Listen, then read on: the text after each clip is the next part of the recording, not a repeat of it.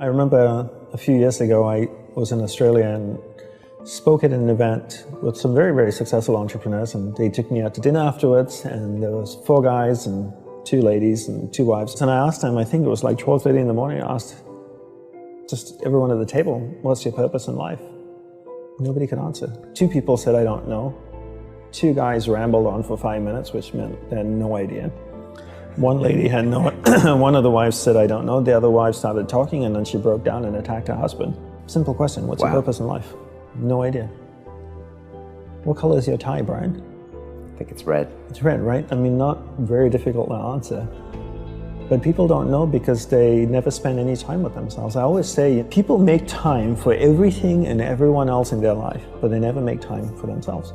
If you go up to someone who you know and say, like, would you like to catch up for coffee? Let's do coffee. They're like, oh, I can't this week, but I can next week. How about Thursday, 7 p.m.? Perfect.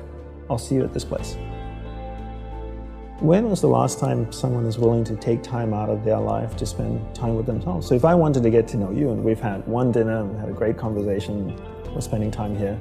If I wanted to get to know you, I would have to spend time with you. We'd have to meet up for coffee, a glass of wine. If I really want to get to know you, maybe we meet up once a week. Every Friday night, we go out for a glass of wine, we chat for a couple of hours. After a year, I'd get to know you really well, you get to know me really well. But it requires me spending time with you. So if you want to get to know yourself, you need to spend time with yourself. But in a way that you can inquire, right? So people say to me things like, oh, I walk my dog in the park, that's my time with myself. And you're like, no, it's not. That's you walking the dog. People go like, oh, I go for a jog, that's my alone time. No, that's you jogging, avoiding traffic, watching where you're stepping so you don't trip and fall over. Spending time with yourself is sitting down, closing your eyes, not interacting with the outside world, and actually going inside and having that conversation. The same conversation I would have with you and say like, hey Brian, so where did you grow up? You know, you said California, do you like to surf? No? Hate the water, love the water? Tell me, right? And people don't have that conversation, because they don't have that conversation with themselves. They don't end up knowing what they want in life. Because they don't know what they want in life, they can't focus that finite amount of energy. And then they don't live a lifestyle that brings them happiness. And most people end up being unhappy as a byproduct. So what is the tool that you suggest people use to start? Is it that focused meditation? Is it just being with themselves alone, asking questions? Yeah, I would say just, take 5 minutes out of the day every morning, and maybe even just do it Monday to Friday and take the weekends off. Wake up in the morning, shower, go to a quiet place in your home or apartment, sit down for 5 minutes, close your eyes. You could do a couple of breathing exercises, and maybe just take a few deep breaths to relax yourself, and then start having that conversation with yourself. Same conversation, and then the next natural question is, what do I talk about? Right? Well, what would you talk about if you met a stranger at a bar? Would you just sit there and stare at them? Would you ask questions? What's your name? How are you feeling? What do you think about the election in America? Ask yourself these questions. Have a conversation the same way you would have with a stranger with yourself. And when you have that conversation every day, the initial conversations would be very superficial.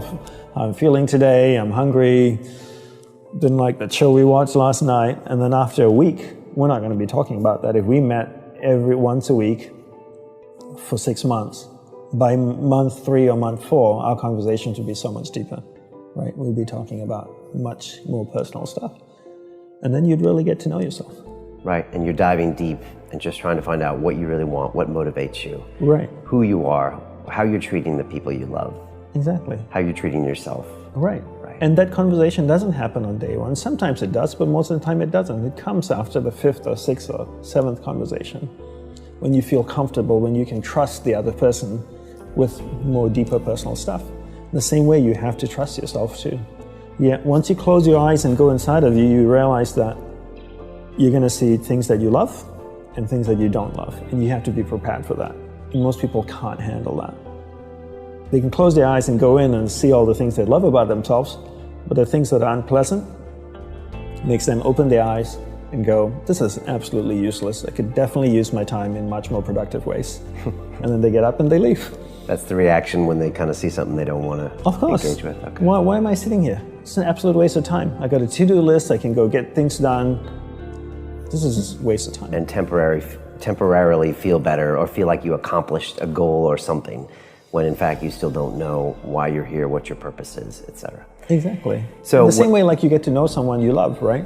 You see all the good things about them and all the not so good things. This is part of the package, right? But you love and accept them because you love that person. In the same way, you need to take that approach with yourself.